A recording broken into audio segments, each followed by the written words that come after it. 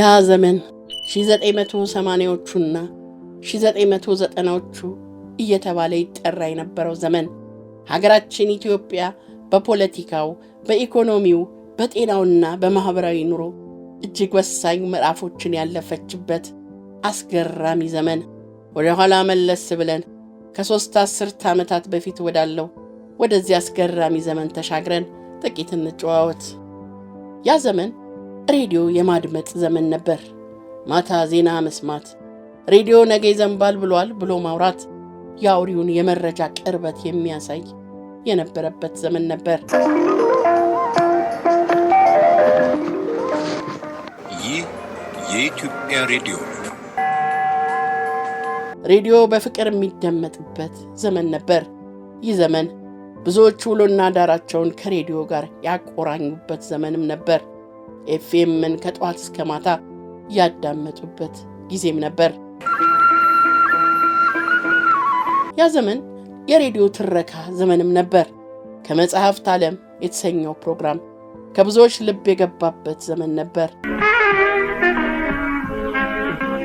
ከመጽሐፍት ዓለም እነ ፍቅር እስከ መቃብር፣ ከአድማስ ባሻገር፣ ቆንጆቹ፣ ብርቅርቅታ እና ሌሎችም በፍቅር የተሰሙበት ዘመን ነበር። ያ ዘመን የሬዲዮ ድራማ ዘመንም ነበር። እነ የቀኝ ቅኝት የሁሉን ቀልብ የሳቡበት ጊዜም ነበር። የቀን ቅኝት። በዚህ ዘመን ብዙዎች የሬዲዮ ድራማ እንዳያልፋቸው የእጅ ሰዓታቸውን አሁንም ያዩበት፣ የሬዲዮ ድራማዎች እጅግ ተወዳጅ የነበሩበት ዘመን ነበር። ያ ዘመን ዘፈን በሬዲዮ ለወዳጅ ዘመድ የተመረጠበት ዘመንም ነበር። በዚህ ጊዜ ደግሞ ሰዎች ለኤፍኤም ደውለው ለፍቅረኛቸው ዘፈን መጋበዝ እንደ ብርቅ የታየበት ዘመን ነበር። ያ ዘመን የሬዲዮ የቀጥታ ውይይት ዘመንም ነበር። ይህ ዘመን እና አከራይና ተከራይ፣ ከገንዘብና ከፍቅር የቱ ይቀድማል የመሳሰሉ ጉዳዮች እንደ ጉድ ያከራከሩበት ጊዜ ነበር። የእግር ኳስንም በሬዲዮ ዘመንም ነበር። በዚህ ዘመን ሰዎች ኤርፎናቸውን ጆሮአቸው ላይ ሰክተው እግር ኳስን በሬዲዮ ተመልከቱ፣ መሰለ መንግስቱ እየተባለ ሲነገር ያዳመጡበት ጊዜ ነበር።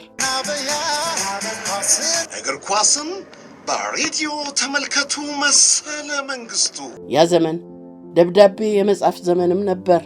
የተለያዩ የፍቅር ደብዳቤዎች፣ ግጥሞች፣ መጣጥፎች በፖስታ እየተላኩ እገሌ ከንትን የላከው እየተባለ በሬዲዮ የተነበበበት ዘመንም ነበር።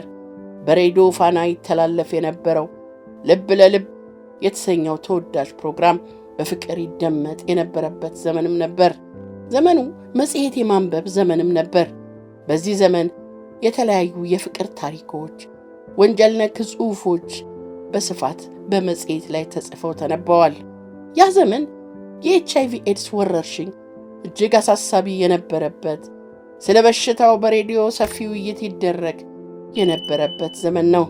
ኤችአይቪ ኤድስ አብሮ በመብላትና አብሮ በመጠጣት አይተላለፍም፣ ኤድስ አያራርቅም እየተባለ ሰዎች በሬዲዮ እየደወሉ የተወያዩበት ዘመንም ነበር። ዘመኑ ትዳር በሬዲዮ የተፈለገበት ዘመንም ነበር።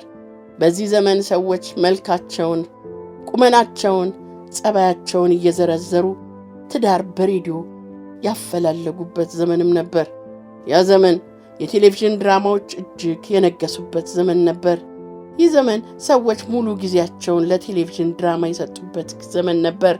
እነ ገመና፣ ሰው ለሰው የነገሱበት ዘመን ነበር።